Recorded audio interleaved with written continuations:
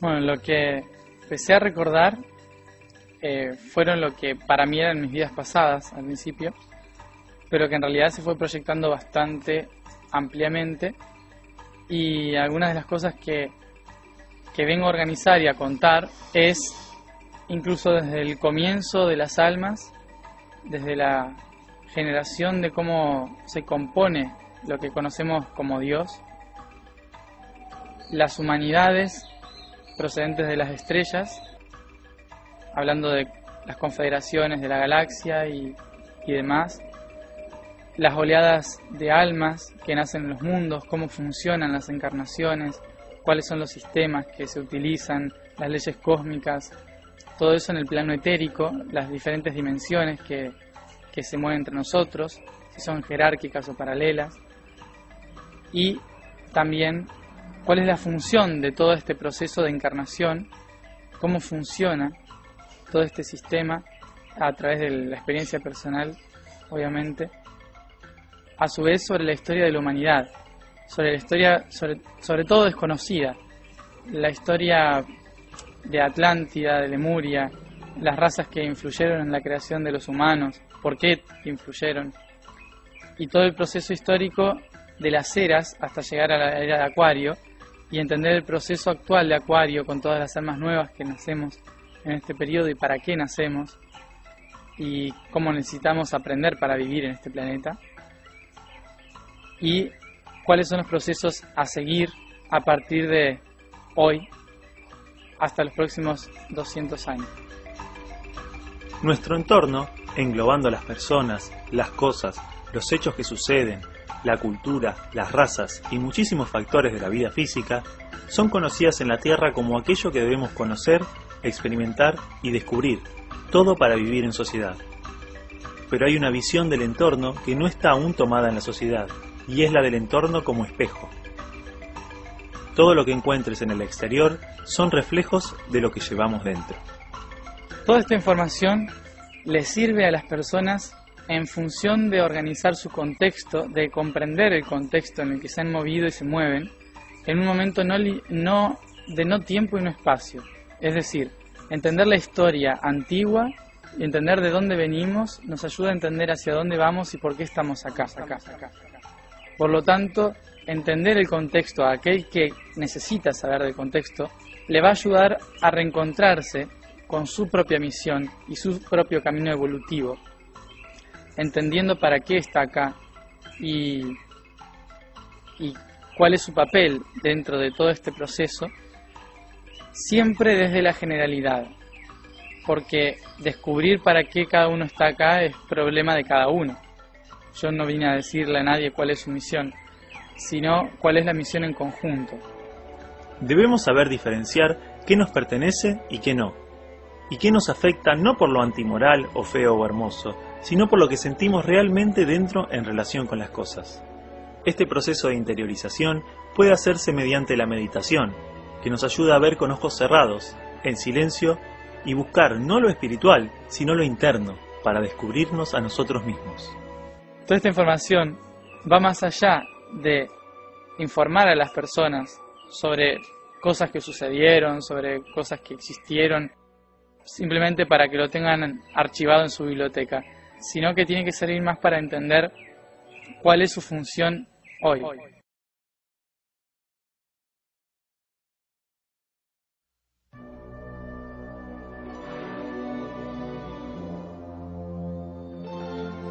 Bueno, la vida se puede dividir en dos periodos para entender cómo comienza. Puede ser del lado etérico y del lado físico. Obviamente cuando comienza el etérico, el físico todavía no existía y la vida era interpretada de otra manera. Era interpretada como la esencialidad. Esa esencialidad la maneja el nivel espiritual. El espíritu es la esencia, chispas del cuerpo de Dios, sus electrones. Los espíritus no tienen forma, son un destello de luz pura, contienen en sí todo el conocimiento desde el origen. Los espíritus nacen de lo que acá se conoce como la fuente. Es algo así como el chakra plexo solar de Dios, de donde todas las cosas emanan. El nivel espiritual es un nivel muy sutil que ni siquiera posee una vibración energética. es decir, no tiene una densidad energética y etérica. Es simplemente luz pura. Esa luz pura se expande por el universo y al condensarse se generan las moléculas, energía compactada. Al compactarse se va generando la materia. Esa materia se genera debido a que hay un caos de densidades en las paredes cósmicas que genera lo que se conoce como el caos. Los espíritus nacen con dos funciones: lograr que todo aquello que se volvió denso vuelva a la luz pura, e integrar toda la experiencia del cosmos para entender lo que ya se sabe y así poder convertirse cada uno de ellos en un nuevo Dios.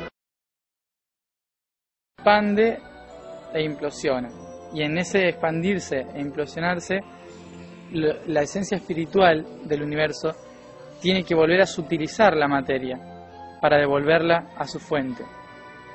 Ese proceso de sutilización se llama encarnaciones.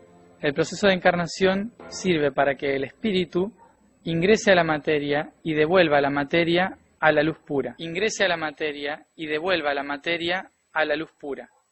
Es decir, hay que romper con este esquema de que la materia es impura y los espíritus tienen que volver a la fuente.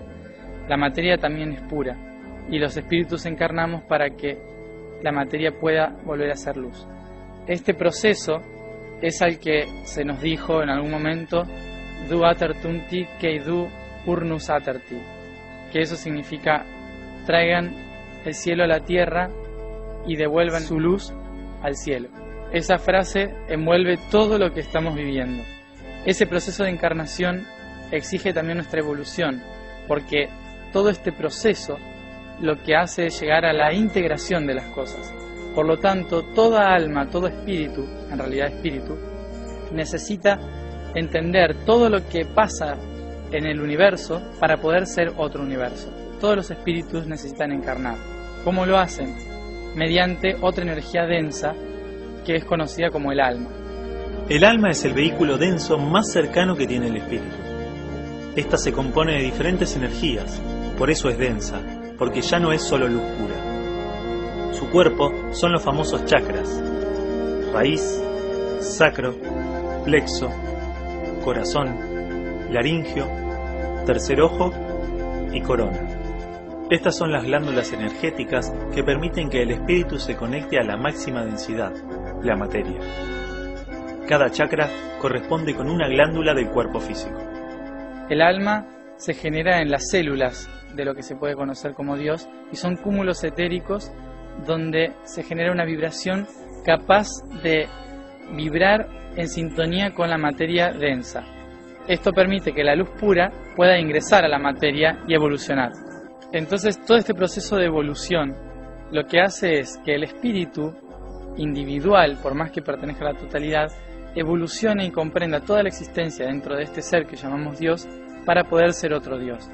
Y lo hace a través de la experiencia de vivir lo que existe en el universo en todos sus aspectos, en cada dimensión.